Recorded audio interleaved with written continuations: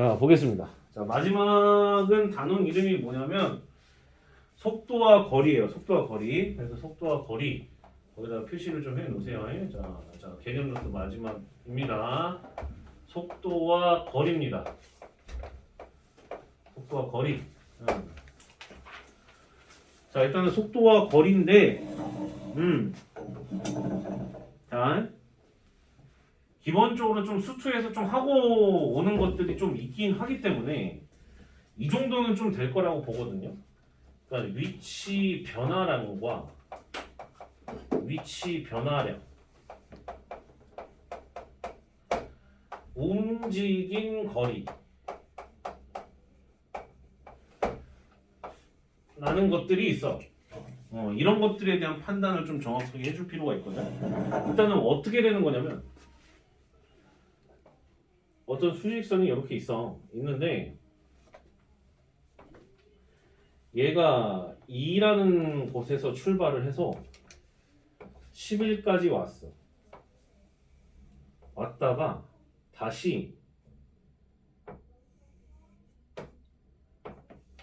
4만큼 이렇게 뒷바꾸를 했거든요. 그럼 오른쪽으로 가는 것이 보통 플러스다 보니까 얘는 플러스 9를 한 거고 그 다음에 4는 마이너스 방향으로 한 거니까 이거만큼 움직인 거잖아요. 그래서 위치 변화량은 지금 현재 얼마만큼 늘어났냐면 그러니까 9만큼 늘어나고 4만큼 뒷바꾸 했기 때문에 얘는 플러스 5만큼 이렇게 늘어난 거라고 판단을 하시면 돼요. 그래서 위치 변화량은 플러스 5인데 그러니까 네가 뭘 어떻게 했는지는 모르겠다. 중간 과정은 별로 알고 싶지 않은 거야. 그냥 최종적인 위치가 알고 싶었던 거지. 그러니까 그래서 갔다가 돌아오는 걸로 합쳐져서 플러스 5라고 하면 되는데 플러스 5라는 것이 그냥 5 방향으로만 플러스 방향으로만 가서 결정된 게 아니잖아. 갔다가 후퇴해서 결정된 거리인 거잖아. 그때 움직인 총 거리는 13이 되는 거죠. 13. 그래서 이 부분을 갖다 좀 우리가 좀 정확하게 인지를 해줄 필요가 있어요. 그래서 일단은 봐보게 되면 움직인 거리라고 하였었을 때 마이너스라고 하는 부분을 갖다가 우리가 플러스로 만들어주는 이런 모습들이 지금 현재 보이거든요. 그래서 결국 위치 변화량이라고 하는 것은 VT를 갖다가 시간에 관하여 정적분을 때리게 되면 걔가 위치 변화량이고요. 이해돼? 오케이? 그리고 움직인 거리는 마이너스를 갖다 플러스화 시켜야 되기 때문에 절대값 VT, DT 이렇게 되는 거라서 같지가 않아요. 얘는 정적분 값인 거고 얘는 정적분 값 얘는 넓이라고 보셔야 되기 때문에 그럼 정적분은 뭐냐? 위치 변화량인 거고 넓이는 뭐냐? 마이너스도 다 양수화 시켜도 그 부분을 계산해야 되기 때문에 움직인 거리하고 똑같다라고 보시면 돼요. 이거는 이제 보통 수투에서 이제 개념을 잡는데 다시 한번 좀 얘기를 해줄 필요가 있어서 그리고 나서 마지막에 이제 최종 위치에 대한 이야기가 나오거든요. 최종 위치. 최종 위치라는 게 나오는데 최종 위치는 맨 처음에 얘가 출발하는 위치를 x0라고 한다면 x0부터 시작하여 인테그랄 0서부터 t까지 걸린 시간을 t라고 하였었을 때 걔가 최종적으로 위치 변화량을 갖다가 잡아주게 되면은 걔를 더해주게 되면은 걔가 최종 위치라는 뜻인 겁니다. 이해돼? 오케이? 그럼 문제는 뭐냐면 얘가 출발하는 그 스타트 위치가 0이 아닐 수도 있다라는 것이 굉장히 중요한 함정이에요. 얘가 보통 다 0으로만 되어 있질 않아. 그래서 만약 얘는 나와 있죠. 2부터 출발을 한 거잖아요. 그죠? 2부터 딱 출발을 한 거기 때문에 여기는 대신에 이 문제였었다고 한다면 2를 갖다가 여기다 배치를 해야 된다라는 거예요. 그러니까 저기가 꼭 0이 아닐 수도 있다라는 것을 정확하게 인지를 해줄 필요가 있습니다. 이거 세 가지 정도만 잘 기억을 해주시면 되고 그리고 이제 두 번째, 자 이건 첫 번째 주의해야 되는 이건 보통 이제 수1에서 수2에서 하는 건데 다시 한번 복습하면서 조금 했었던 거고 자 두 번째는 뭐냐면 우리가 평면상의 움직인 거리를 살펴볼까 해요. 평면상의 움직인 거리. 평면상의 움직인 거리.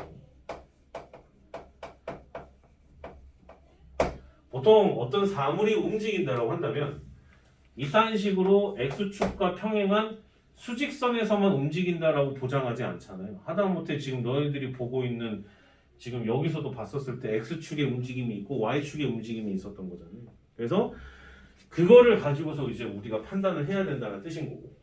그럼 여기서 이제 우리가 판단을 했었을 때 평면상의 움직임 거리라고 하는 것은 크게 두 가지의 움직임이 존재를 한다는 거지. 그동안은 1차원적인 움직임이라고 한다면 이제는 차원이 하나가 더 섞여져서 2차원적인 움직임이 발생한다는 거.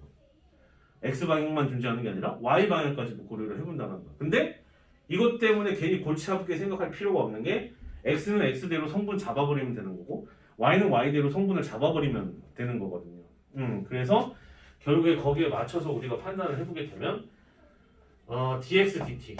dx dt라고 하는 것은 x 성분에서의 속도인 거니까 vx가 되는 거고 그 다음에 dy dt y축으로의 어떤 움직임을 t에 관해서 미분치게 되면 그 녀석이 y에서의 어떤 속도 이렇게 얘기를 할 수가 있어요. 평면상의 움직임 거리를 갖다 이렇게 잡아낼 수가 있는데 그러면 어떤 순간에서의 움직임을 갖다 우리가 보통 바라보게 된다라고 한다면 아마 과학 시간에 이런 움직임을 많이 봤을 텐데 벡터라고도 많이 나오거든요. x 방향으로의 어떤 움직임과 y 방향으로의 어떤 움직임이 힘이 합쳐져서 이런 식으로 어떤 속도가 정해지게 되는 거잖아요. 무슨 말인지 이해가 돼요? 오케이? 그래서 결국 거기에 맞춰서 살펴본다고 했을 때 여기의 움직임과 여기의 움직임을 갖다가 따로따로 취급을 해서 직각이라는 평면 그 직각삼각형을 이용해서 걔네들이 움직인 거리라고 하는 것을 L이라고 한다면 인테그랄 걔네들이 시작하는 위치 A서부터 B라는 어떤 시작하는 시간 끝나는 시간까지를 A, B라고 잡고 다만 안에를 적분했었을 때 속도의 성분이 두 개로 나뉘어져 있기 때문에 X 방향으로의 성분을 제곱하고 Y 방향으로의 성분을 제곱해서 더해준 다음에 루트를 씌워서 그 크기를 만들어준 다음에 그 녀석을 갖다가 T에 관하여 적분을 쳐주게 되면 얘가 움직인 거리가 됐었던 거예요. 무슨 말인지 이해가 됐죠?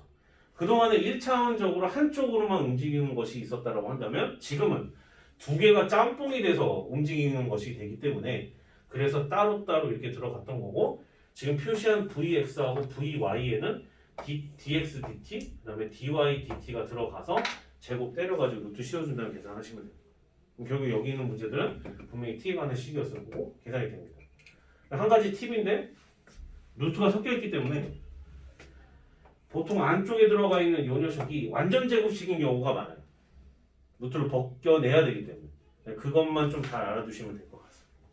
무슨 말인지 이해가 돼요? 오케이? 그러면 얘는 변수가 t라는 어떤 시간에 관하여 식을 갖다가 이제 만들어 갔었던 건데 여기서 이제 우리가 조금만 더 생각을 하게 되면 어떤 일들이 벌어지냐면 잘 메모하세요. 예를 들어 조금만 더 생각을 하게 되면 여기다 메모할게요. 진짜 마지막입니다. 이제 진짜 마지막. 이거는 이제 수투까지는 조금 더 뽑아내면 여기도 굳이 가르쳐도 별 문제 없어요. 그냥 Y 성분이 추가되는 거야 라고 해서 그냥 가르치면 되는 거기 때문에 여기까지 가르치는 거 크게 문제가 없는데 지금 하는 세 번째는 이과만 배워요. 이거는 좀 잘 알아두셔야 됩니다. 아시겠죠? 오케이? 그럼 잘 보세요. 자, 세 번째 갑니다. 세 번째를 갖다가 봐보게 되면은 뭐냐면 곡선의 길이에요. 곡선의 길이. 오늘 써놓으세요. 이해됐죠? 오케이? 곡선의 길이입니다. 뭐냐면 Y축이 이렇게 있고 그다음에 X축이 이렇게 존재를 하는데 거기에 맞춰서 얘네들이 이런 식으로 이제 정리가 됐다 이니까. 그랬었을 때 그 녀석을 A서부터 시작하여 어디까지?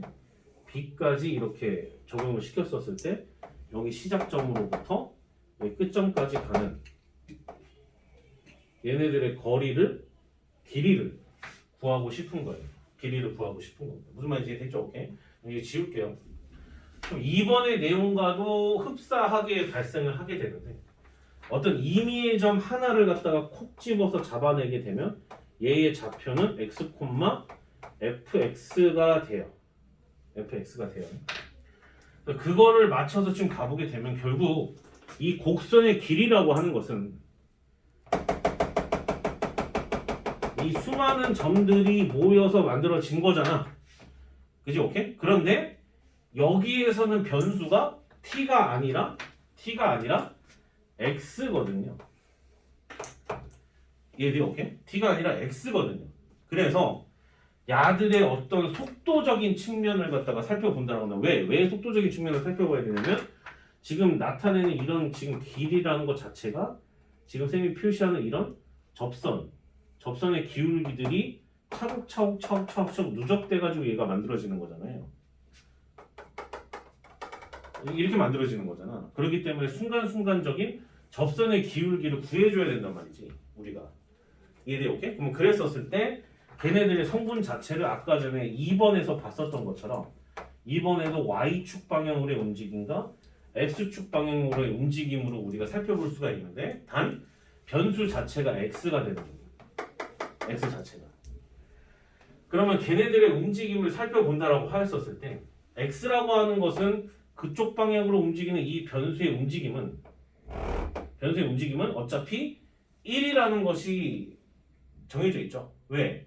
x, fx이기 때문에 걔를 갖다가 미분쳐서 살펴보게 되면 x에 관하여 걔네들 미분치게 되면 x 방향으로의 움직임은 어차피 일정하게 늘어나고 있었던 거예요.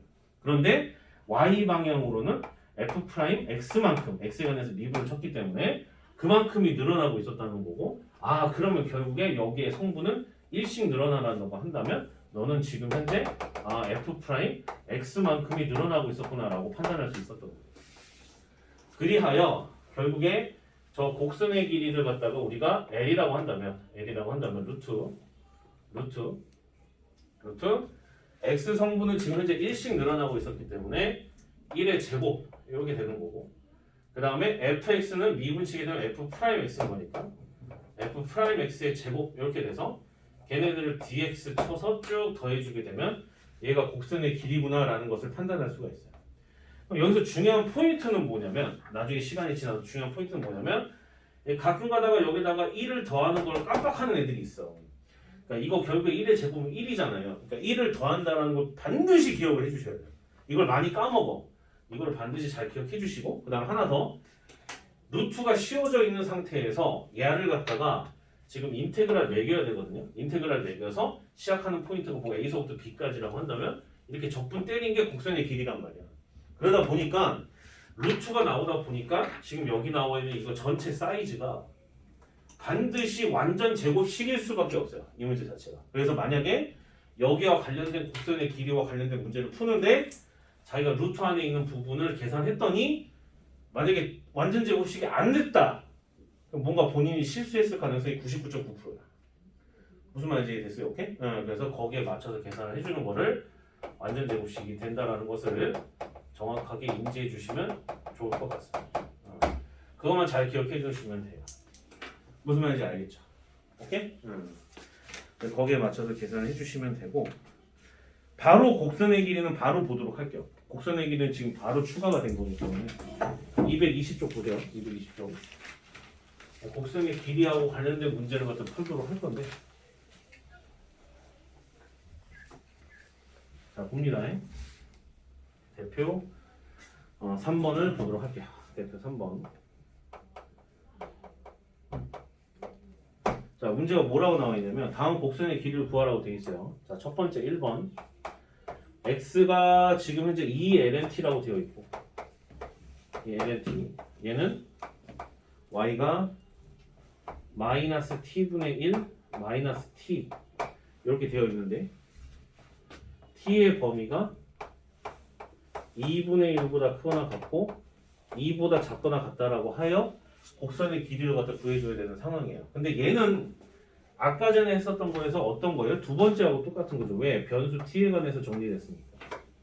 이해되니 오케이? 그래서 결국에 얘네들을 2분의 1서부터 2까지 쭉 적분을 한 것이 길이가 될 터인데 식을 갖다가 세워보게 되면 인테그랄 2분의 1서부터 시작하여 2까지인데 루트 야를 갖다가 t에 관해서 미분을 치게 되면 2lnt니까 미분 치게 되면 t분의 2를 갖다가 제곱한 거나 마찬가지고 플러스 마이너스 t분의 1을 갖다가 미분 치게 되면은 t제곱분의 1이죠. 그 다음에 마이너스 1의 제곱 dt 이렇게 표현할 수가 있었던 거예요. 이 부분 이해가 돼요? 오케이? 그럼 봐봐요. 그럼 항상 쌤이 뭐라고 그래서 안에가 완전 제곱식이 되는지 안 되는지를 갖다 조사를 해보는 게 좋을 거라고 했잖아. 그럼 잘 봐보면 t제곱분의 1을 갖다가 제곱하게 되면 얘 t제곱분의 1이고요. 얘 마이너스 2 어쩌고저쩌고 그거예요. 여기 t제곱분의 4잖아. 결국에 플러스로 바뀌어 얘가.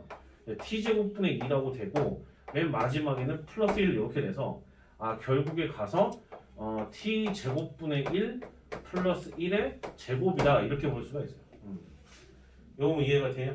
오케이? 그럼 이걸 갖다 이제 계산을 갖다 해주게 되면 인테그랄 2분의 1서부터 2까지 뭐를 갖다 dt를 친 거냐면 t제곱분의 1 플러스 1을 갖다가 dt를 갖다 이렇게 쭉 친 거고 이거 계산하시면 되는 거예요. 이거 적분하는 건 어렵지 않잖아요.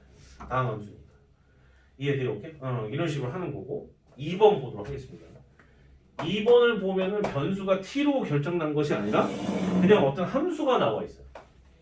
y는 4분의 익스포넨셜의 2x 제곱 플러스 익스포넨셜의 마이너스 2x 제곱 이렇게 볼 수가 있고 그럼 x 자체가 마이너스 1보다 크거나 같고 1보다 작거나 같다 이렇게 나와 있기 때문에 야들을 갖다 살펴보게 되면 인테그랄 마이너스 1부터 1까지 이렇게 되고 루트 자 뭐라고 했죠? 함수식이 있기 때문에 반드시 기억을 하셔야 되는 게 깜빡하시는 게 이거를 갖다가 반드시 잊으시면 안 돼요. x 미분 치면 1인 거니까. 왜? 얘는 변수가 t로 매개변수로 잡혀있는 식이 아니야. x에 관한 식으로 그대로 나와 있는 함수식이기 때문에 x를 x에 관해서 미분 치게 되면 1이 되기 때문에 1 더하는 걸 깜빡하면 안 된다고. 뭔 말인지 알겠니? 오케이? 그래서 절대 저걸 깜빡하시면 안 되고 그 다음에 y를 갖다 미분 치게 되면 4분의는 그대로 이제 5이고요. 왼쪽 포인트 같은 경우에 미분 치게 되면 2 곱하기 익스포넨셜의 2x제곱 이렇게 될 거고 그 다음 거는 미분 치게 되면 마이너스 2 곱하기 익스포넨셜의 마이너스 2x제곱 이렇게 들어가서 그거 제곱하는 형태와 비슷하다라는 겁니다. 그 다음에 dx 무슨 말인지 이해가 됐죠? 오케이? 그러면 안에 들어가 있는 녀석을 갖다가 쭉 전개를 갖다 하게 되면 위에 거 같은 경우에 쭉 전개하게 되면은 16이고요. 밑에 거는 4 제곱하는 거니까 16이고 위쪽은 4 곱하기 익스포넨셜의 4x 제곱 그 다음에 마이너스 4, 2, 8이니까 8 곱하기 곱해주면 1인 거고요. 플러스 4 곱하기 익스포넨셜의 몇 제곱이죠? 마이너스 4x 제곱 이렇게 돼요. 이 부분 납득이 되니? 오케이? 그런데 거기다 플러스 2를 하잖아. 플러스 2를 하니까 마팔이 플러스 8로 바뀐단 말이야. 그래서 결과적으로 봤었을 때 지금 이거 지울게요. 이거 방금 전에 한 건데 지울게요. 칠판이 좀 작아가지고 칠판 진짜 좀 겁나 작아. 마이너스 1부터 1까지고요. 이게 돼 오케이? 그 다음에 요렇게 되어 있는 곳에다가 루트를 씌우게 되면 밑에는 4분의 1이 돼서 4분의 1은 바깥으로 나가잖아요. 맞아요? 오케이? 그러고 난 다음에 위에 있는 걸 자세히 봐보시면 이 익스포넨셜의 2x제곱 플러스 2 곱하기 익스포넨셜의 마이너스 2x 제곱의 전체 제곱으로 해석이 된다는 뜻인 거예요. 뭔 말인지 이해됐죠? 근데 루트랑 만났으니까 당연히 사라지게 되는 거고 요 새끼를 갖다 dx 치면 되는 겁니다. 뭔 말인지 알겠어요? 오케이? 원래는 제곱이랑 루트가 만나면 절대값이죠. 그죠? 근데 양수니까 그냥 그대로 계산합니다. 이해돼요? 오케이? 그러면 이 바깥으로 던지면 되면 2분의 1 이렇게 됐었던 거고 거기에 맞춰서 얘네들을 적분을 그대로 계산하시면 된다. 무슨 말인지 이해가 됐어요? 오케이? 잘 정리해 주시기 바랍니다. 아시겠죠? 오케이? 그래서 오늘 수업은 여기까지 할 거고 앞에 문제가 있기는 한데 대표 1번하고 대표 2번은 아까 전에 풀었었던 1번, 2번이 다 담아내고 있어요. 근데 그거에 맞춰서 그냥 그대로 풀면 되기 때문에 그냥 숙제로 내겠습니다. 무슨 말인지 알겠죠? 오케이? 그동안 미적분하느라 수고들 많았고요. 얘들아. 이렇게 해서 일단 개념은 마무리 됐어요. 근데 이제 질문이나 이런 것들은 쭉 받아야 되기 때문에 앞으로는 계속 그렇게 진행을 하도록 하겠습니다. 미적분 하느라 수고들 많았어요. 아유, 어린 나이 고생들 많았어요. 수고들 많았어요.